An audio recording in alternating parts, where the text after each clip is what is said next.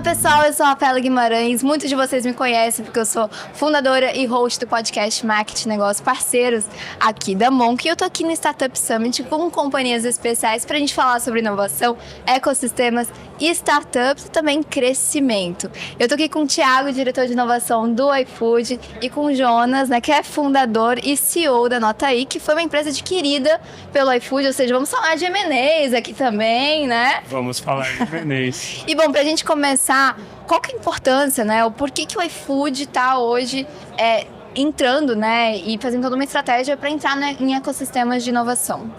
Boa. O iFood é uma empresa, obviamente, acho que todo mundo conhece. Se você não conhece, por favor, baixa aquele aplicativinho vermelho no seu celular e faça um pedido. Chegar comidas incríveis na sua casa. Mas se você ainda não fez isso, acho que você está meio perdido no Brasil. Mas a gente é uma empresa de tecnologia brasileira, a gente construiu essa empresa no Brasil. É um orgulho muito grande nosso de, dentro da América Latina, você ter uma empresa do porte do iFood construindo tecnologia de ponta, como o iFood constrói. Mas hoje a gente está no momento onde a gente olha para esse ecossistema e fala: eu não preciso construir tudo dentro de casa, eu não preciso fazer isso sozinho. Então a gente tem se aproximado muito de empreendedores. Sendo uma empresa de empreendedores, a gente fala, existe uma força grande no empreendedorismo brasileiro, e a gente quer se aproximar dessas empresas para trazer mais soluções para dentro do nosso ecossistema. Então, quando você imagina os 350 mil restaurantes que a gente tem, os 300 mil entregadores que a gente tem, os 55 milhões de clientes que a gente tem, várias dores que eles têm hoje para operar no iFood, para comprar no iFood, etc., podem ser resolvidas por parceiros que não necessariamente a gente construindo internamente. Então é por isso que o iFood está aqui. Legal. E bom, e foi o caso também da Notaí, né? Jonas, explica pra gente o que é a empresa, como que surgiu e como que começou esse alinhamento, né? Acho que a gente pode contar da primeira reunião. Dessa primeira reunião, como é que foi na prática? É claro, a gente também tem aqui empreendedores que querem saber como é que funciona essa união com o iFood. Vamos lá, falar um pouquinho da Notaí. A Notaí é um famoso robozinho de WhatsApp para delivery no Brasil, né? Então, basicamente, eu sou o principal canal próprio do restaurante hoje. Então, o restaurante opera com o iFood, porque é um marketplace que traz cliente, né, da base do iFood, faz a propaganda lá e traz pedido para o restaurante. E o restaurante que quer um canal próprio, né? Seu cardápio digital, seu atendimento no WhatsApp, seu atendimento no Facebook Messenger, no Instagram Direct. Então, esses canais a gente automatiza para o restaurante não precisar operar manualmente lá. Então, eu trago escalabilidade para o canal próprio dele também. Com AI, obviamente, né? Que é um robozinho por isso. E como é que foi essa construção e comunicação junto com o iFood? Nossa, isso foi... Eu quero ouvir os bastidores. E foi muito engraçado, isso começou em junho de 2021, olha que loucura, já faz 3 anos. Uhum. O iFood tinha uma tese muito grande de que canais próprios dos restaurantes iam ser cada vez mais importantes. Obviamente, as pessoas olham para o iFood e falam, o iFood quer ser só um marketplace, ele não quer saber do restaurante ter um canal próprio, mas a gente olhou e falou, é uma dor que o restaurante tem, é algo que ele gostaria de ter resolvido com tecnologia, e a gente falou assim, precisamos encontrar alguém que resolva essa dor. A gente não quer construir isso dentro de casa, a gente está focado no marketplace, e aí a gente encontrou a Notaí. E, eu acho que você tem que contar sobre o que a Notaí falava nessa época. Não, venda sem comissão, né? Zero taxa. Claro. Como todo mundo falava. Claro, tem que ser um diferencial, né? Poxa. Esse era o principal ponto. Aí a gente até começou a tirar algumas coisas do pitch, né? Porque a gente estava em contato com a iFood, né? Vamos dar uma ajustada aqui. Mas ele não quer contar, mas a primeira reunião foi assim. Primeiro call que a gente fez, tava online, ainda tava época de pandemia.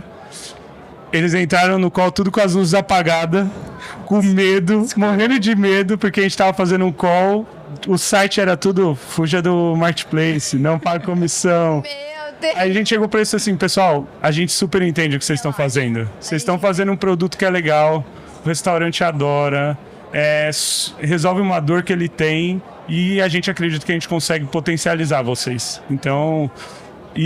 a gente tá colhendo frutos disso hoje. Nossa. Pois como é que tá sendo esse pós?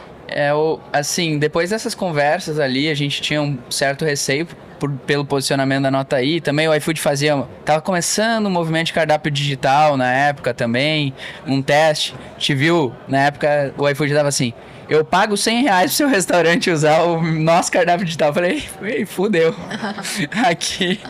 Aqui vai dar ruim. E aí foi bem na época que a gente começou a se aproximar. Foi uma aproximação um pouco meio receosa no início, mas depois fluiu bastante, a gente trocou muito. A gente fez, inclusive, pilotos antes de fechar o investimento com o iFood, né? Fez piloto com o cardápio digital, colocou o robozinho da Nota I para atender com o cardápio digital do iFood, para entender a conversão do cardápio deles, do nosso, né? Entender produtos. E eles viram que o nosso produto realmente era muito bom.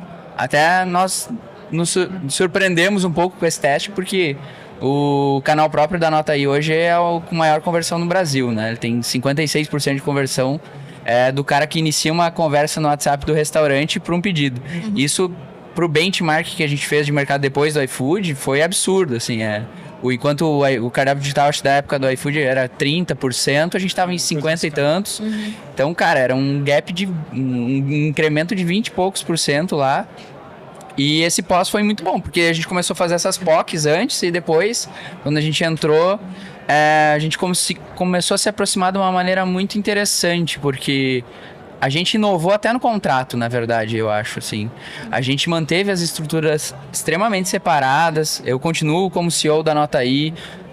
São duas empresas independentes, né? Cada um com seu core, mas o iFood ajudando muito no cross, assim. A gente criou uma camada cross muito organicamente, não teve algo top-down tanto do iFood quanto nosso, assim. A gente conversou muito, construiu. O Thiago, nesse meio tempo, que desde o início ajudou muito a costurar algumas coisas, criar áreas que eram muito cross entre empresas, foi fundamental para a gente ter o crescimento que a gente teve, né? A gente saiu da época de 3 mil restaurantes hoje para 40 mil restaurantes. Hoje a gente não se tornou só o principal canal do restaurante, o canal próprio, né? Como o maior SaaS para restaurante do Brasil, né? Hoje a gente passou dos players, então a gente está colhendo bastante fruto dessa parceria que foi bem organicamente costurada, assim. E para algo que você nem imaginava, né? Exatamente. Eu acho que o que é legal disso é até olhando na perspectiva do que a gente fez. A gente sempre foi uma empresa muito fechada. Fizemos poucas parcerias no passado. Teve um M&A muito grande no começo da iFood, que foi uma época de consolidação, então consolidou o mercado, mas depois disso, muito poucos. E agora, depois desse movimento, que a gente tem imaginado dado que a gente conseguiu fazer com alguém, e a gente conseguiu já pegar assets, distribuir de uma forma muito clara. Então, esse ponto de restaurantes é um problema de distribuição. A gente pegou uma base que eu já tinha, eles que estavam com uma base de restaurantes de clientes ainda muito pequena, e falou, como é que eu crio ferramentas para que eles saiam muito rápido desses 3 mil para os 40 mil que eles têm hoje. E a ideia é, como no futuro eu faço isso com mais empreendedores? Ou seja, como é que eu pego empreendedores que resolvem dores no meu ecossistema, dou acesso para eles a ferramentas dentro do iFood que escalem rapidamente o negócio deles. Então essa é a visão de futuro. O Anota é um sucesso? É um sucesso. Mas como é que a gente pode ter outros 20 Anota Is dentro do iFood? E quais são os principais elementos que você analisa, assim, numa startup, quando vocês olham para a tese ali do iFood? A gente começou, e acho que o que funciona muito bem é sempre você ter uma tese de negócio muito bem estruturada, antes de falar com qualquer pessoa. Porque se você não tem uma visão de o que é esse mercado, o que eu quero resolver, qual dor eu resolvo, tem muita chance de você ter muito papo ou trazer alguém para dentro que nunca vai trazer resultado. Então a gente sempre começa com uma estrutura, uma tese de negócio muito clara. Depois disso, depende da fase, mas muitas vezes a gente vai entender quem é o time de fundadores. O iFood trabalha muito bem com pessoas que empreendem e são empreendedores reais, assim.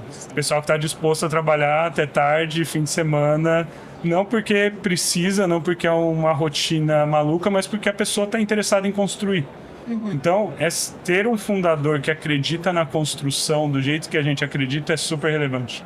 E aí, depois disso, obviamente, a gente vai entender como que isso se encaixa dentro do ecossistema, no sentido de o que eu tenho de assets para oferecer e o que eles têm de assets para me oferecer. Então, quando a gente olhou para a Anota, são coisas que a gente está começando a colher frutos agora. a gente tem uma estrutura de pagamento online e fraude extremamente robusta. Esse é um número, eu adoro falar esse número, eu decorei ele, tá? Então, tem um número do iFood que me impressiona sempre, que é: hoje nosso antifraude aprova um pedido em 140 milissegundos. Então, sabe quando você faz uma compra no e-commerce, que é só assim, seu pagamento está sendo processado, aí passa 2, 3 minutos, você recebe um e-mail, isso não rola com comida. Não dá para você esperar 5 minutos para saber se sua comida vai vir ou não. Sim. Então, nosso antifraude é extremamente robusto. E o Anota não tinha um sistema de pagamento em escala. Agora a gente está falando, como é que eu implemento isso no Anota? É um asset que eu tenho que eu consigo distribuir. Legal. Eu tenho um asset de restaurante que eu consigo distribuir e eles têm um robô que era o melhor robô do mercado. Então, essa junção de assets é o que fez esse investimento dar certo. Tem uma frase que eu gosto que é: o que podemos fazer juntos que a gente não consegue fazer separado. Eu acho que isso resume muito bem o que vocês estão falando. Do teu ponto de vista, Jonas, querendo ou não, você teve toda uma jornada, né, empreendedora. Eu queria que você compartilhasse um pouco a sua visão como empreendedor, até para quem está assistindo e é empreendedor, tem sua startup, tem seu sonho, né, de construir. Quais foram os elementos chaves para você chegar onde chegou hoje? Eu sempre falo isso, até lá dentro do iFood até hoje. Eu acho que a gente tem que sonhar grande, mas não esquecer de começar pequeno. Às vezes a gente tem essa ambição de sonhar muito grande e querer começar grande também. Não dá pra fazer isso, porque você não consegue construir um produto que realmente resolva uma dor. Tem uma frase que é meio clichê no mercado: se apega ao problema e não à solução. Sim. Mas ela é fundamental, porque se você não está em contato com o seu cliente, que é o restaurante no nosso caso, não está lá ouvindo o que ele tem para falar, vendo se o seu produto resolve uma dor dele, de fato, não entendendo qual que é a dor dele, você não vai construir nada para ninguém. E isso se expande para Anota aí, para qualquer outro mercado, porque você precisa entender de fato a fundo qual é a dor que você quer resolver do seu cliente. A gente resolveu uma dor super importante, que era do WhatsApp. Cara, ele não consegue atender um monte de cliente ao mesmo tempo no WhatsApp. Essa é uma dor que foi a principal que a gente identificou. Mas teve várias outras dores que, se a gente não tivesse identificado, só isso não ia funcionar. A impressão, como que é o tamanho da fonte lá que tem pro cara, tá legível, o motoboy que pegou aquela impressão tá se confundindo, tá levando aquele pedido. Cara, tem um conjunto de fatores que se você não souber, e se você não tiver presente nesse momento, que é o começar pequeno, né, mas mirar lá no topo da cadeia, você não chega lá. Então acho que isso é o principal. Começar pequeno, sonhar grande e começar pequeno. Acho que esse é o principal recado. E quais são os aprendizados em agora inovando junto com uma grande corporação? Nossa, tem uma lista. Muito aprendizado. É gigantesco. Quando você tem uma startup de, sei lá, até 150 pessoas, 150, 200 pessoas, você ainda não tem um corporativismo envolvido. Então você precisa aprender a jogar um jogo um pouco diferente, que é uma empresa realmente grande, né? Por mais que o iFood seja uma startup, por conta da inovação e de jet ski, do modelo de gestão que eles aplicam, você ainda tem uma corporação extremamente grande, né? São 7 mil colaboradores, né, Ti? 7 mil. Então você tem diferentes jeitos de lidar com determinados problemas, né? Então você tem que falar com mais pessoas, você tem que alinhar com mais pessoas, entender timings diferentes. Então, quando eu tenho um projeto rodando dentro da Anota aí que eu posso executar única e exclusivamente da Anota, a gente consegue alinhar mais rápido, porque você tem menos camadas, né, para alinhar. Você alinha com 3 camadas, está alinhado e vai para frente. Quando você tem alguma coisa mais cross e com muitas camadas dentro de uma corporação maior, você precisa alinhar com a camada de cima, a do meio, a de baixo, garantir que essas 3 camadas estejam conversando. Então, esses aprendizados a gente foi tendo conforme a gente foi andando dentro do iFood. O Thiago ajudou muito também nos planejamentos estratégicos. É um momento que o iFood leva muito a sério isso. Muito a sério mesmo. A maior parte das empresas, inclusive corporações maiores que eu já encontrei, founders, gestores, diretores, a galera fala: cara, nosso planejamento estratégico é 1 semana. Falei: cara, como é que os caras fazem em 1 semana um alinhamento? E por isso que às vezes não anda tanto quanto gostaria, né? Dentro do iFood, cara, a gente alinha 2 meses. É o pré-planejamento e o planejamento.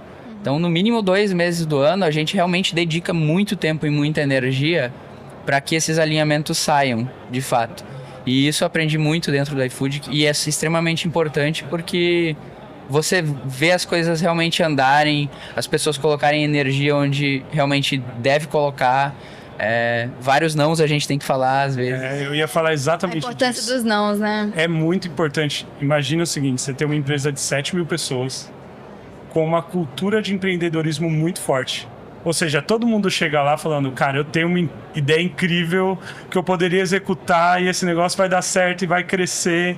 E aí, cada dia mais, você tem mais dessa, sabe, entropia acontecendo e um monte de gente falando um monte de coisa. Então, você conseguir pegar essas 7 mil pessoas e falar, esse é o caminho, e por mais que a gente ache tudo isso daqui incrível, eu tenho que falar 10 nãos, porque eu vou falar só 5 sims, é difícil. Sim. E aí, quando tem um empreendedor que acabou de entrar nisso, onde, pô, ele era fundador da empresa, ele definia só o caminho ele sozinho, agora ele se vê como parte disso, existe uma mudança de mentalidade. Porque no final do dia a decisão ela é mais colegiada, ela não é mais individual. Só que o ecossistema é tão grande que no final do dia o resultado disso é sempre vantajoso. Por quê? Você vai ouvir um não, do tipo, putz, eu adoraria fazer isso agora, e a resposta é não vamos fazer isso agora, mas você vai ouvir sim em outras frentes que dentro do ecossistema avançam mais rápido. E isso é uma das coisas que eu sinceramente acho que o iFood sempre fez muito bem. Você olha para o nosso mercado, teve muita gente que já fez muito mais coisa em relação a frentes para atacar do que o que a gente fez. A gente nunca teve essa mentalidade. A mentalidade foi, pô, vou ser o melhor player de marketplace do Brasil. Quando que a gente parou de inovar? Nunca. Mas a gente é o melhor player de marketplace de food delivery do Brasil. Aí agora a gente falou, agora a gente vai ser o melhor player de grocers. Hoje o iFood já é o maior player online de mercado do Brasil. Aí agora a gente está no pago. A gente falou, pô, eu não vou ser só um banco. Eu vou ser o melhor banco para um restaurante no Brasil. Eu vou dar mais crédito, eu vou ter menor inadimplência, eu vou mostrar ganhos para o restaurante que hoje é pequeno e que precisa de suporte que uma grande corporação não vai dar. Porque eu conheço ele muito melhor do que qualquer outro player.